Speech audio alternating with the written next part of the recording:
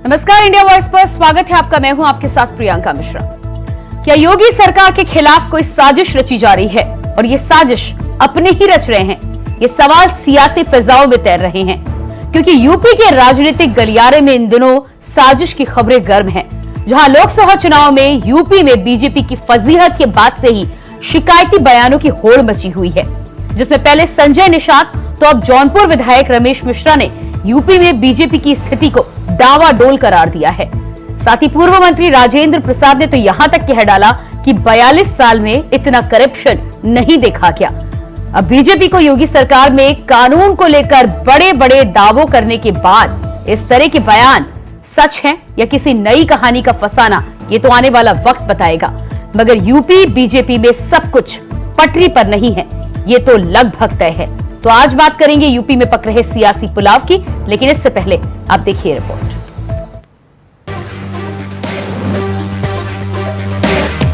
क्या यूपी की सियासत में सब कुछ ऑल इज वेल नहीं चल रहा है? जी, ये सवाल सियासी फिजाओं में इसलिए भी गूंज रहा है क्योंकि हाल ही में एक के बाद एक बयान से उठा सियासी तूफान संकेत दे रहा है कि यूपी की सियासत में कुछ न कुछ जरूर पक रहा है। खास तौर पर बयानों की फहरिस्त बताती है कि ये सामान्य घटना नहीं है। कहने वाले कह रहे हैं कि स्क्रिप्ट कोई और लिख रहा है और पढ़ कोई और रहा है, यानी योगी सरकार पर भट्टा लगाने की कोशिश हो रही है ताकि हार का ठीकरा फोड़ा जा सके। वैसे तो सीएम योगी के ऊपर अपनों के तीखे शब्द बाणों का हमला नया नहीं है। मिशन 2027 के करीब आते ही कुछ महीने के दौरान जिस अंदाज में योगी सरकार के खिलाफ माहौल बनाने में तेजी आई है, उससे योगी की बढ़ती साख को धूमिल करने की जैसे सुनियोजित साजिश की आशंका को दरकिनार नहीं किया जा सकता है, क्योंकि योगी की बढ़ती साख संगठन और सरकार के भीतर कई नेताओं के गले नहीं उतर रही है। यही वजह है कि सत्ता के खिलाफ बीजेपी के चंद मान्यों के बयानबाजी से माहौल बनाने की कोशिश हो रही है। हाल ही में जौनपुर से बीजेपी विधायक रमेश मिश्रा ने कहा कि यूपी में हमारी स्थिति खराब है, 2027 तक और खराब होगी। प्रतापगढ़ में पूर्व मंत्री राजेंद्र प्रसाद उर्फ मोती सिंह का बयान आया और उसने भी सुर्खियां बटोरी। ये कहा गया कि 42 साल के राजनीतिक जीवन में तहसीलों थानों में उन्होंने इतना भ्रष्टाचार नहीं देखा। और रही सही कसर संजय निषाद के बयान ने भी पूरी कर दी। संजय निषाद ने बुलडोजर की कार्रवाई पर ही सवाल उठा दिए, यानी लोकसभा चुनाव में कम सीटें आने का ठीकरा खास अंदाज में योगी सरकार पर फोड़ा जा रहा है। उससे साजिश की बू आ रही है। लोकसभा चुनाव के दौरान सियासी गलियारों में अफवाहें तक फैलाई गई कि बड़े अंतर से जीतने के बाद सीएम योगी को हटा दिया जाएगा, जिसके खंडन में इतनी देर लगाई गई कि तब तक यूपी में बाजी पलट चुकी थी। वहीं अफसरों ने जब नेताओं को अनुशासन में बांधा तो नौकरशाही को हावी बताकर फिर सरकार को घेरने की कवायद शुरू की गई। यानी सियासत के खेल में जो दिख रहा है वो सवाल खड़े कर रहा है कि कहीं ऐसा तो नहीं कि सीएम योगी के खिलाफ अपने ही साजिश रच रहे हैं। Bureau report, India voice, Lucknow.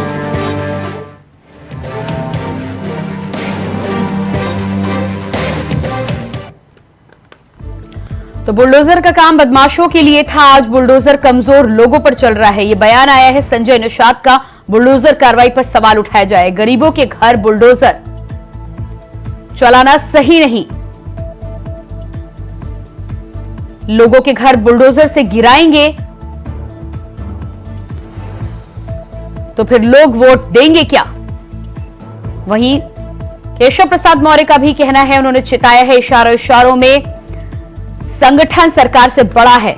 इस बात के कई मायने निकाले जा सकते हैं। क्या यूपी बीजेपी में संगठन बनाम सरकार की नौबत? खराब प्रदर्शन का ठीकरा दूसरों के सर फोड़ने की कोशिश। हार पर क्यों नहीं एक्शन, सरकार वर्सेस संगठन। तो यूपी की राजनीति में जिस तरह से बयानों का दौर जारी है, लोकसभा चुनाव के ठीक बाद से ही दबी जबान में कई तरह की चर्चाएं राजनीतिक गलियारों में चल रही थी, लेकिन अब वो चर्चाएं राजनीतिक गलियारों से निकलकर बयानों के रूप में तब्दील हो चुकी।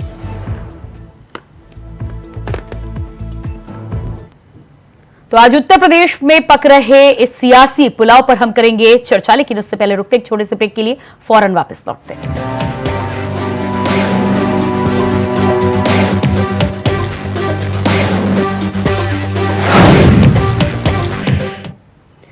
तो यूपी में बयानों की सियासी पुलाव पर हम करेंगे चर्चा और हमारे साथ मेहमान जुड़ चुके हैं। परिचय में आपका करा दूं, रत्नेश सिंह जी निषाद पार्टी से प्रवक्ता हमारे साथ जुड़ चुके हैं। बहुत स्वागत है आपका कार्यक्रम में। इसके अलावा सफीम कुरैशी जी सपा नेता हमारे साथ जुड़ चुके हैं, आपका भी बहुत बहुत स्वागत है। तो सबसे पहला सवाल रत्नेश जी आपसे ही, जिस तरह से निषाद पार्टी के सुप्रीमो संजय निषाद का बयान सामने आया है और बुलडोजर की कार्रवाई पर सवाल उठाए हैं, इस बयान को सुनने के बाद क्या लगता है आपको, निशाना किस तरफ है? देखिए, निशाना अगर मैं बात करूं तो की बात मंत्री जी ने जो बयान दिया है वो सरकार की तरफ ही है, लेकिन इसमें जिस तरीके से कहना था, अगर आप पूरे बयान को ध्यान से पढ़ें कि नहीं, निशाना सरकार की तरफ है या मुख्यमंत्री योगी आदित्यनाथ की तरफ?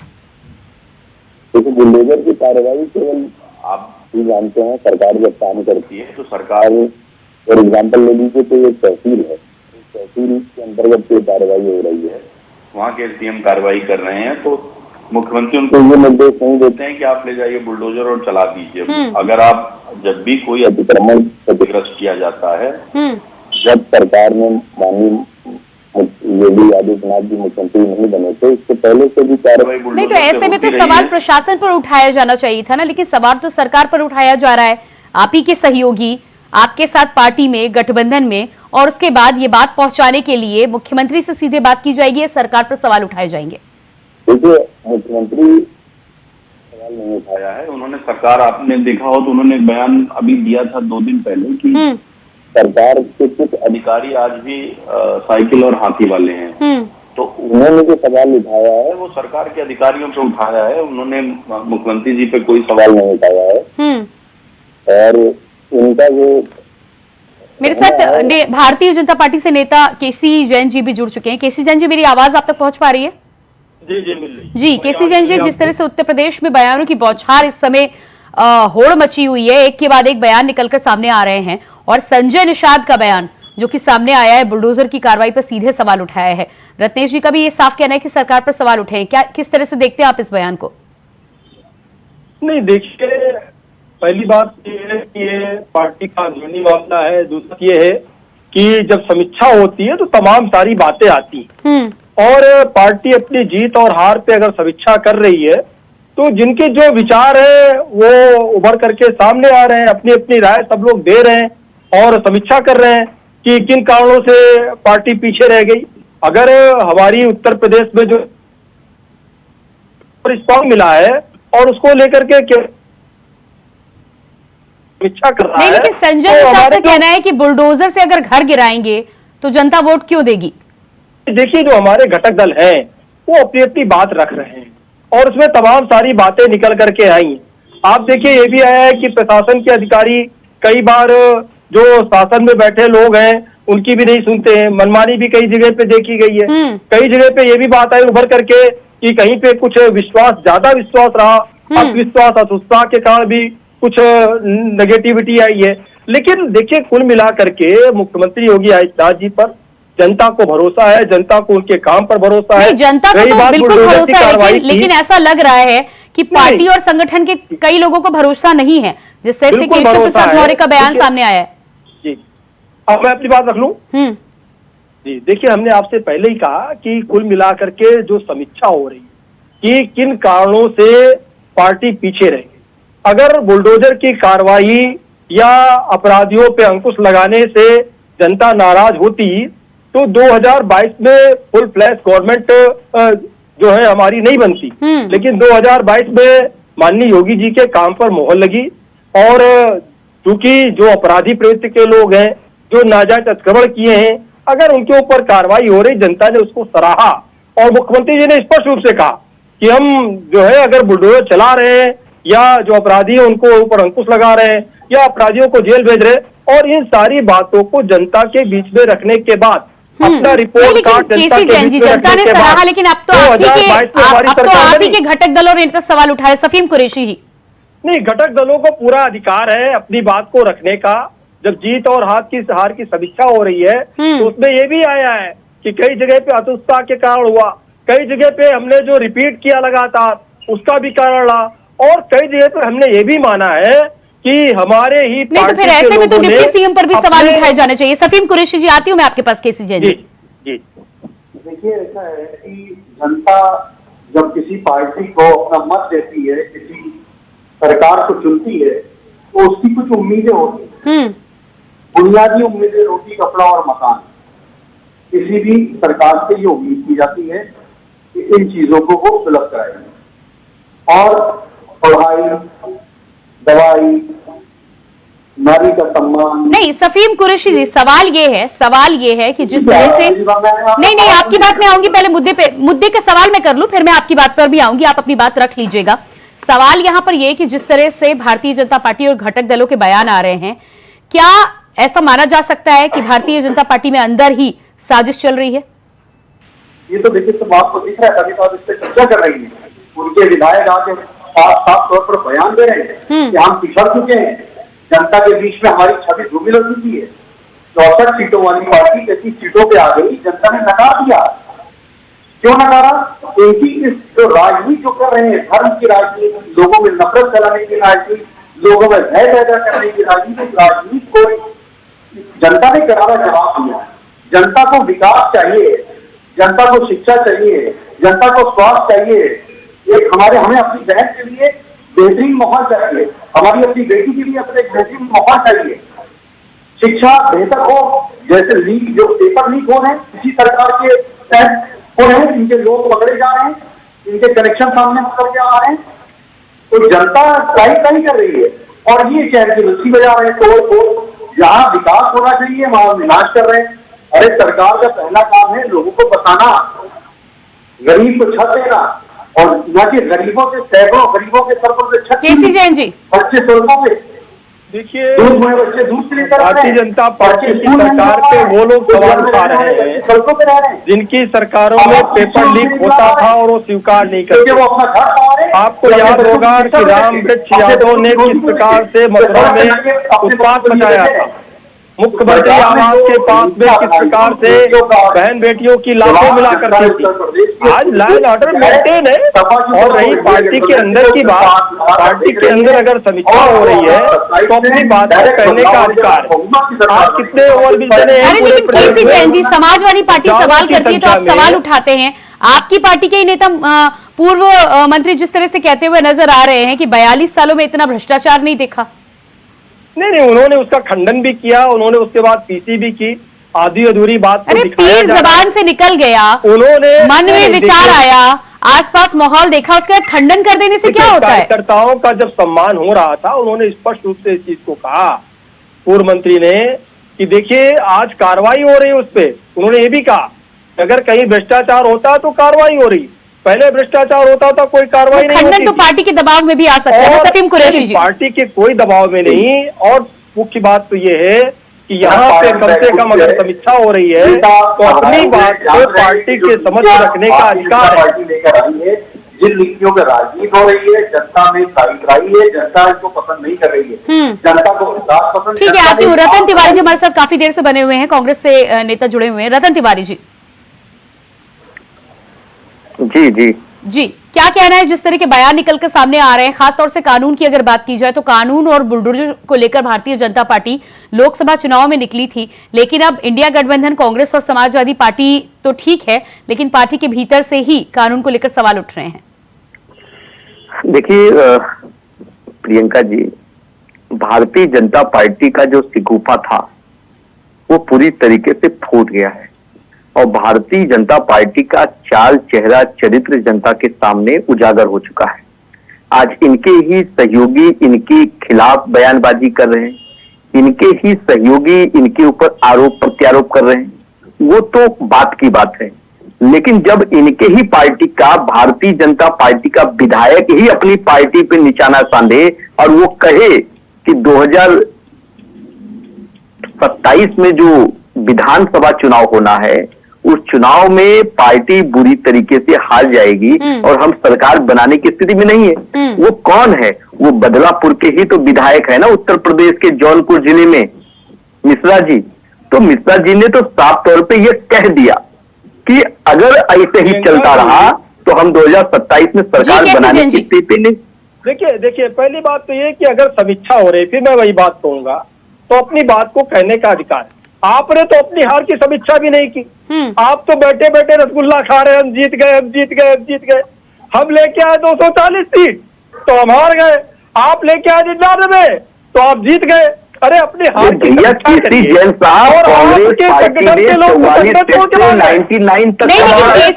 केसी जैन जी एक तरफ समीक्षा बैठक तो ठीक है, एक तरफ तो आप कहते हैं कि भारतीय जनता पार्टी अनुशासन वाली पार्टी है, अनुशासन में रहते हैं, पार्टी में नेताओं की एक लाइन रहती है, और उसके बाद इस तरह के बयान निकल कर सामने आते हैं, सीधे सरकार पर सवाल उठाए जाते हैं। देखिए प्रियंका जी, वो लोग सवाल कर रहे हैं जो लोग स्वयं भ्रष्टाचार में डूबे, और भ्रष्टाचार में डूबने का ये परिणाम रहा कि 15 साल के लिए तो इनको खारिज कर ही दिया जनता। नहीं तो फिर विपक्ष सवाल करता है तो फिर आपको फिर बुरा नहीं लगना चाहिए ना, यही सवाल तो विपक्ष भी करता है।